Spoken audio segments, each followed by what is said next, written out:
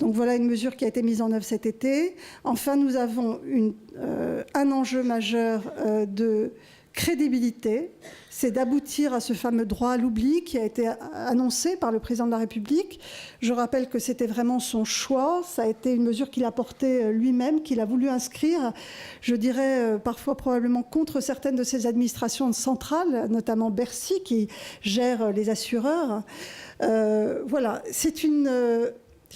c'est difficile de travailler sur le droit à l'oubli, je ne vous le cache pas. L'INCa s'y plonge vraiment avec acharnement.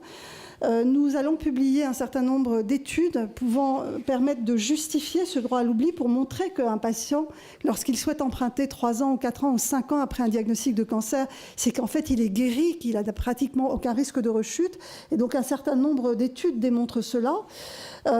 Pour autant, l'assurance est un fonctionnement totalement privé, c'est-à-dire qu'on ne peut pas obliger les assureurs à faire respecter ce droit à l'oubli, donc c'est de la négociation au sein de la commission AERAS, et donc les négociations sont en cours. Nous avons 3 réunions de travail programmées en novembre avec les assureurs dans le cadre de la commission AERAS, et j'espère que nous allons y arriver. Je pense que ça se fera petit à petit et probablement pas tout cancer confondu en même temps.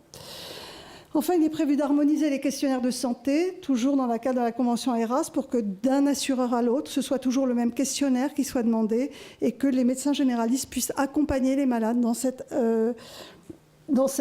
le remplissage de ces questionnaires de santé.